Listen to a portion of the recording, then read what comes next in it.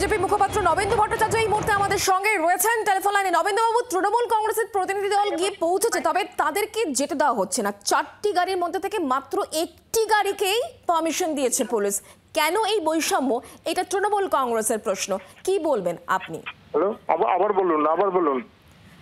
মাত্র 4টি গাড়ি ছিল, তার মধ্যে থেকে পুলিশ 3টি গাড়িকে সরিয়ে দিয়েছে, একটি গাড়িতে যাওয়া যাবে। বলা হচ্ছে তৃণমূল কংগ্রেসের তরফ থেকে এটা একটা বৈষম্য। এর আগের বার মারধর করা হয়েছিল, আর এবার পুলিশের এই আচরণ, কি বলবেন?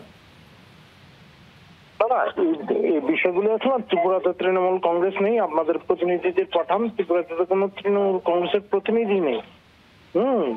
তারপরে যেই অফিসটাতে আছে এই অফিসটাতে বসার লোক আছে নাকি? ওদের অফিসটাতে তো বসার লোকই নেই।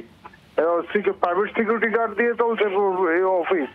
আপনারা নিজেরা এসে খোঁজ নিয়ে দেখুন, ত্রিপুরাতে তৃণমূলের মূল গজাবে না, কারণ এখানে অনুপ্রবেশকারী নেই। অনুপ্রবেশকারী না থাকলে আর তৃণমূল করবে কে? তৃণমূলটা তো হচ্ছে অনুপ্রবেশকারীদের পার্টি। ফলে এই সমস্ত সমস্যা ত্রিপুরাতে মানুষ ডেকে আনবে না। ত্রিপুরাতে মানুষ বৈষম্যের কোনো বিষয় নেই, ত্রিপুরাতে তৃণমূল কংগ্রেসের কোনো স্থান নেই। ধন্যবাদ আমাদের সঙ্গে টেলিফোন লাইনে থাকার জন্য। বাংলার আওয়াজ, বাঙালির আবেগ, জি 24 ঘন্টা।